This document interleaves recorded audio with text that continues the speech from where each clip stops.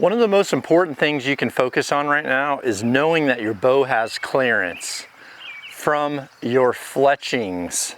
This is so important because right now people are going crazy trying to choose their fletching style or fletching configuration, all the above. And I noticed this a lot at the tack events when people would twist their 3-fletch arrows to where they would twist it to the cock vein would be down so that their top 2 veins could clear their housing better. And what I started telling people is just because you're looking at the clearance on the top doesn't mean that that arrow is clear.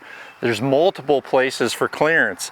There's clearance at the top, but there's certainly clearances on the inside. And this is really important because on some brand bows, this inside clearance is really tight.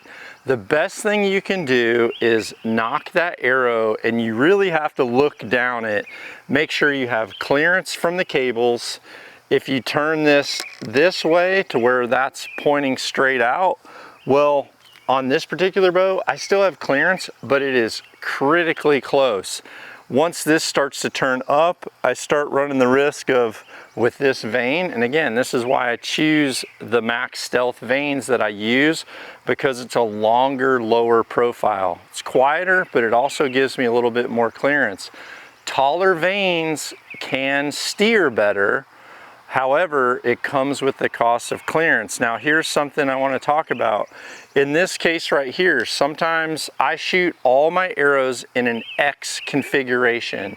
And the reason I like that is when it's in the perfect X configuration, I have the best clearance on the top, and I also have the best clearance on the bottom, but you can see I have the best clearance on the cables. That's why I like the 4-fletch in an X configuration.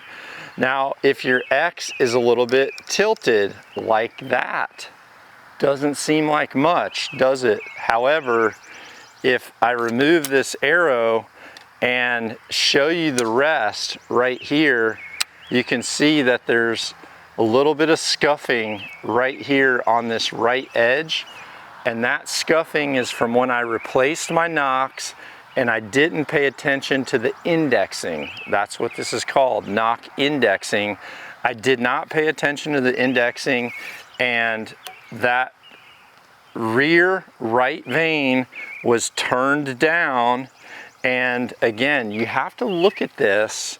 So if I flip my rest in the down position but hold my arrow at the 90 degrees, I'll look and see that even this long low profile vein, it can hit this lower right edge if the nock isn't positioned correctly. So one of the steps that I do on my arrows, when I put those nocks in, I make sure the nock tightness in the shaft is good, but then I'll look down the back of this arrow and make absolutely sure that I'm not getting any contact there.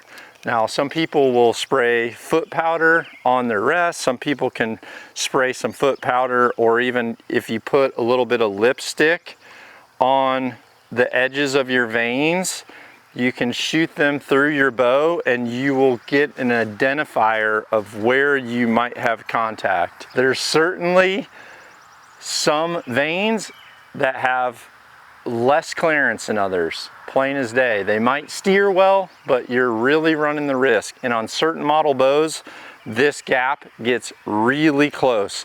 So pay attention to your nock indexing, and if you make every one of them the same, the next thing that you can do once you've checked that alignment is go ahead and make a black mark right here on the side with a fine tip Sharpie, to where that line will tell you if any time you twisted this by accident, you'll see those lines are off as you're loading your release, and you'll know that your nock indexing was not correct. We're gonna smoke that panther with a perfect indexed nock.